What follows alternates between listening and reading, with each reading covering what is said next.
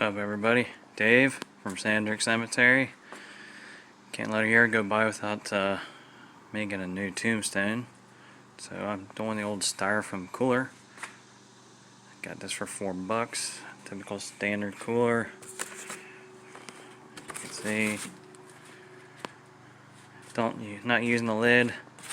So once again, many uses of spray foam, and I put a piece of plastic in the middle, help support the sides. I'm going to turn this over. I had a cool thing happen. It's kind of rounded because I put some foam on the front side and it restricted it, pulled the cooler back in, kind of had like a rounding effect, so I thought that was kind of a cool accident. And then once I have that foam filled, put a hole, measured some PVC, and I got this garden urn here from Goodwill. Got this for $6.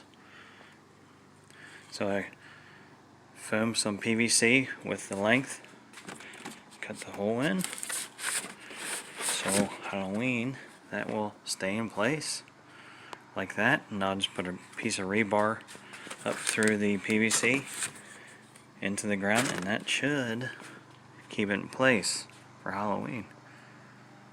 So far so good. Of course, more to come on that, distressing painting, and then I'll show you the final product.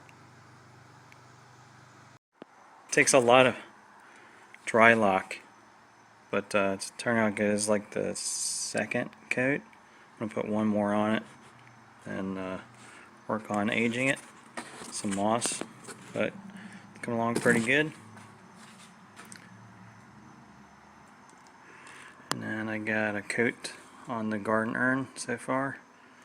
Put some primer on it first, then I did the bottom with the dry lock.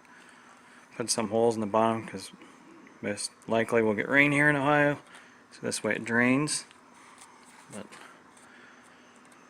coming along nicely. And there's the finished tombstone. Trying to get it in its entirety. Cracks done. Put a little more aging on the urn. I did that with thicker watered down water again. So I wanted to get some of the cracks of the urn to bring out the aging of the gray. As you can see, it's a little thicker and darker. And I got down in the cracks really good.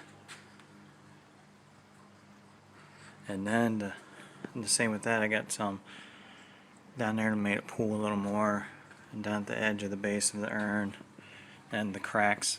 I'll put some of the runny black acrylic paint water so it would look like it's running down from here, from the cracks. The urn turned out better like that. You can see.